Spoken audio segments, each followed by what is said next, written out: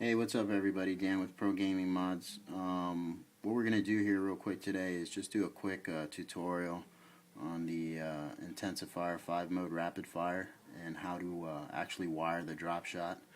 First thing is very important. You have to understand that the chip has to be modified for drop shot. It has to be programmed for it. So you guys that are just out there with regular intensifiers, if you try and wire this drop shot mod to a chip that hasn't been pre-programmed for it, it is not going to work. So don't even waste your time. Very important that you realize that the chip has to be set up for that. What we're going to do is drop shot's very simple. If you look on the board itself, and this is for CG1 and CG2 controllers only. That's the only board that drop shot, jitter, fast reload will work with. It does not work on matrix boards. Okay, you'll see these points. Y, X, B, and A. What you want to do is scratch the B point, which is what I'm going to do right now.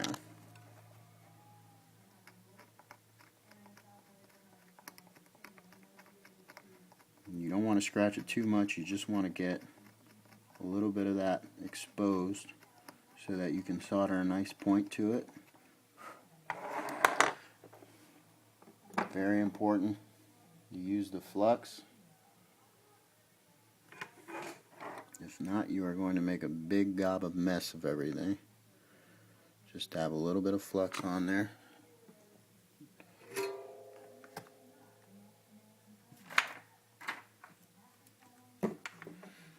And what I usually do is I dab a ball on there first, just to make sure I have a bond. And if it doesn't dab, usually means you need to scratch that board a little bit more. Then I take a wire, could be blue, red, anything. It's just a single wire for jitter or drop shot. Okay? Just expose a little bit of that. You don't want too much of the wire exposed, as it'll make contact with other areas of the board. The reason you're doing this first off before you even put the chip is because once the chip overlays on top of the board, it's going to cover this point, which makes it very difficult to reach or get to.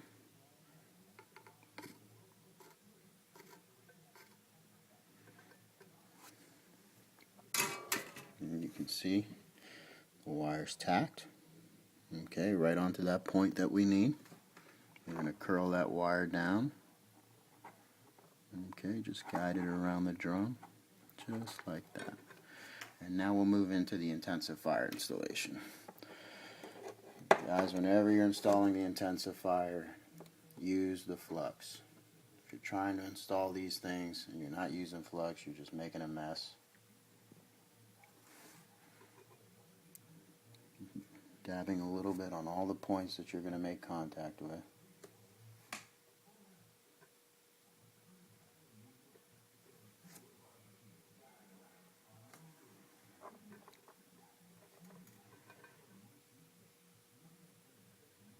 Very critical on the sync button to dab a little bit of flux right on that middle point that you want to contact with. A lot of problems when people are modding these intensifiers by themselves is they're not being careful with this point right here. And if you just make the slightest contact with any other point on either edge, I don't know if you can see this, either edge here or here, you will have problems where it'll want to resync every couple minutes. So just be aware of that and try and make your solder as clean as possible there. Now we're going to take the Intensafire, which is pre-modified with drop shot, Okay, you're going to overlay it right where it goes. Bring your wire right around the drum, and there you have it.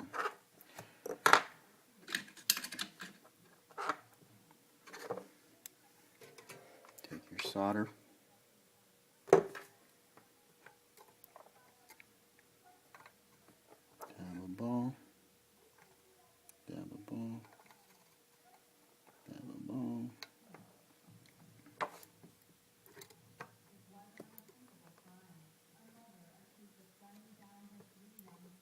Oops.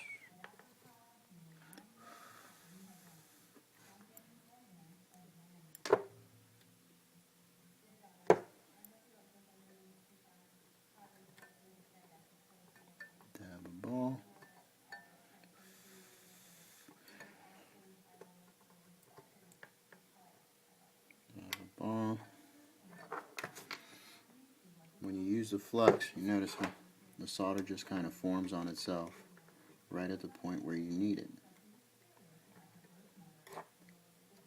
And then here's the tricky part. Once I put the board on there, I take a little bit of flux, dab it right on the board itself. Okay. Can never have too much flux. And you're going to take it, and you're just going to place a little bit, and you're going to just touch that center contact point. Okay. There's your contact point right in the very center of the tack. There's 3 different tabs. You want to be right in the center of the tack. Then you're going to take the red wire that you pre-soldered underneath that board. Just give it a little bit of length.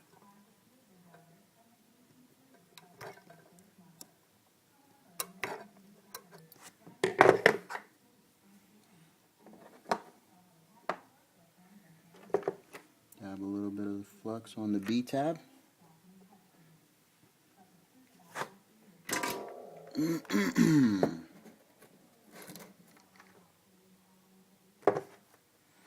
Just going to dab a small solder ball on that B tab.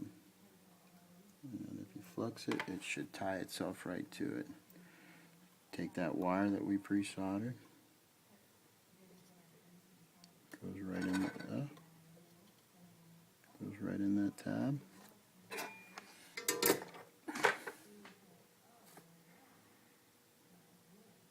And these other 2 wires are going to actually work the button. Okay. Once again, a little bit of flux on the tabs.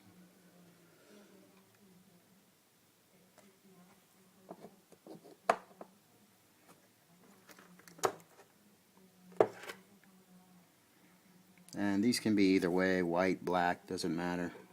As long as there's one, each line is running on each line of the tack. There's one.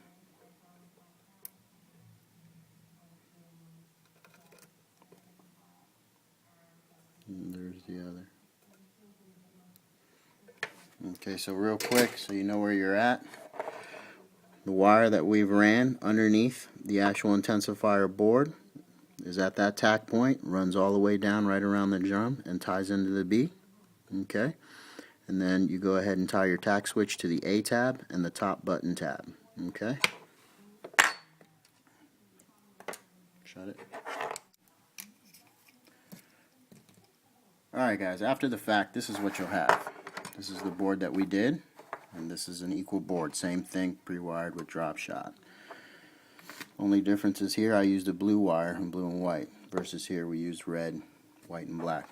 Okay, in the end, what you'll do is you'll drill that tack switch in the back of your controller, okay, and hot glue it in. I'm going to get that out of the way so you can see it.